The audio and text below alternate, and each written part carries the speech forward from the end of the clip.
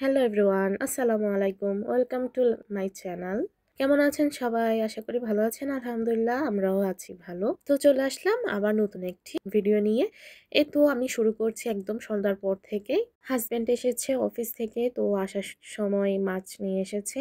আমি বলেছিলাম একটু কম করে আনতে, কারণ অলরেডি আমার ফ্রিজে অনেকগুলো মাছ আছে। এখানে মাছের মধ্যে এনেছে তেলাপিয়া আর হচ্ছে পাঙ্গাস, আর সঙ্গে নিয়ে এসেছে মুড়ি। মুড়ি তো অবশ্যই বাঙালির প্রিয় একটি খাবার, আর স্পেশাল ভাবে হচ্ছে মেয়েদের, কারণ মুড়ি না থাকলে তো ঝালমুড়ি খাওয়া যায় না। আমার তো খুবই পছন্দের খাবার ঝালমুড়ি। এরপর বিজি ছিলাম তাই ভিডিও অন করিনি। এখন শুরু করছি একদম সকাল থেকে। সকালে তো স্কুলে যাচ্ছে, তো আর আজকে ছিল সেকেন্ড ডে স্কুলে, তাই ওর জন্য আমি ব্রেকফাস্ট বানিয়ে নিয়েছি। ব্রেকফাস্টে বানিয়েছি হচ্ছে চিকেন স্যান্ডউইচ, ও যে আমি চিকেন কিমা দিয়ে একটি বানিয়ে রেখেছিলাম।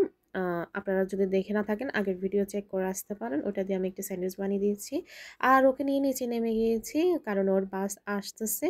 ওকে আমি এভরিডে এরকম দিয়ে যাই, বাসে উঠিয়ে দিয়ে যাই, আবার ও আসলে বাস থেকে নামিয়ে নিয়ে যাই। তো এদিকে আবার আমার ছোট জন মানে তাকুয়া, তাকুয়ার এটা সবসময় করে। সবসময় বলতে প্রায় একদিন পর একদিন বা দুদিন পর এরকম গ্যাপ দিয়ে উঠে।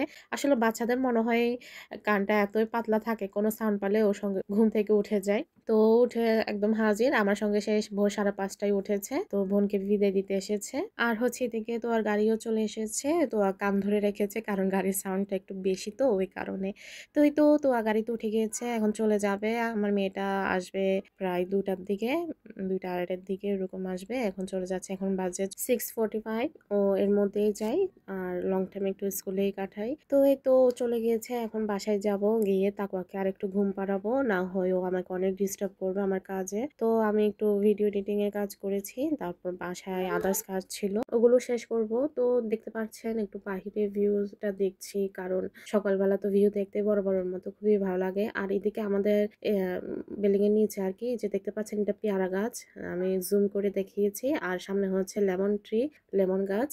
তো লেমন গাছে মাশাআল্লাহ অনেক লেমন এসেছে, দেন হচ্ছে পেয়ারা গাছেও এসেছে। জর্ডান আবার অ্যাভেলেবেল পেয়ারা গাছ পাওয়া যায়। আর হচ্ছে আপনাদেরকে আরেকটা জিনিস শেয়ার করছি, কাল রাতে আমরা গিয়েছিলাম শপিং এ, তো শপিং করে তাকওয়ার জন্য কাপড় নিয়ে এসেছি। আসলে মূলত হচ্ছে এখানে আমরা গিয়েছিলাম তোয়ার জন্য, পরে দেখছি না তাকওয়ারও অনেক সুন্দর সুন্দর ড্রেস আসছে, মানে হচ্ছে শীত ওয়্যার। তো উইন্টারের জন্য ওর জন্য অনেক পরিমাণ জামা কিনা হয়েছে, কারণ আমাদের এখানে সামনেই বলতে কি 8-10-15 দিন থেকে হালকা হালকা শীত পড়া শুরু করবে, যেহেতু সেপ্টেম্বর মাস চলতেছে। এই তো দেখেন মাশাআল্লাহ অনেকগুলো ড্রেস কিনা হয়েছে ওর জন্য।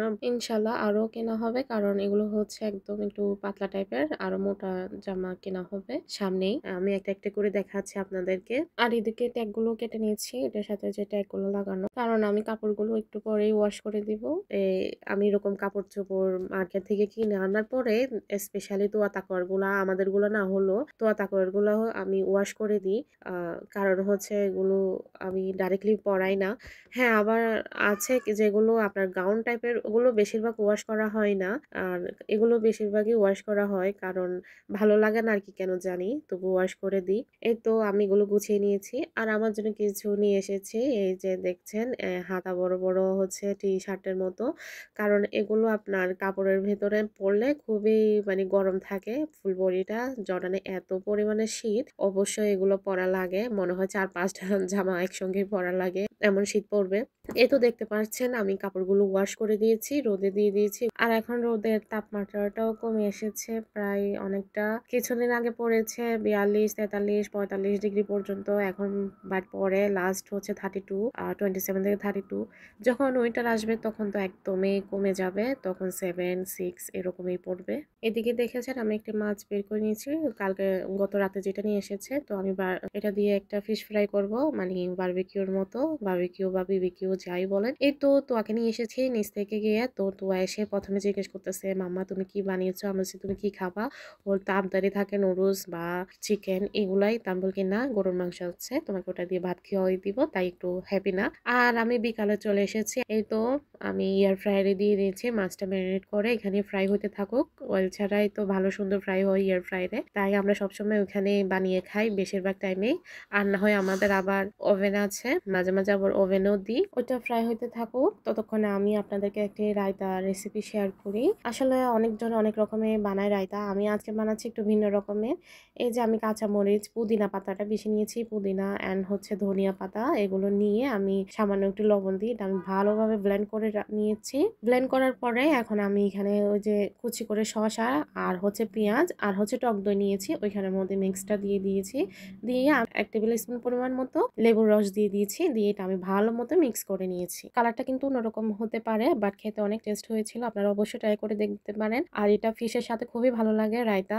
এই তো বানিয়ে ফেলেছি, আমার এই যে ফিশ বিবিকিউ বানানো শেষ। দেন হচ্ছে রায়তা, তো ওকে একটু রুটির সাথে আমি স্যান্ডউইচের মতো বানিয়ে দিয়েছি। ও দেখছেন অনেক পছন্দ হয়েছে বলতেছেন, আসলে বেশিটা খাবে না, অল্প একটুই খাবে, ওইখান থেকে হাফ। এই তো আজকের মতো ভিডিও এখানে শেষ করছি, পরের ভিডিওতে আবার দেখা হবে। আল্লাহ হাফেজ, আসসালামু আলাইকুম।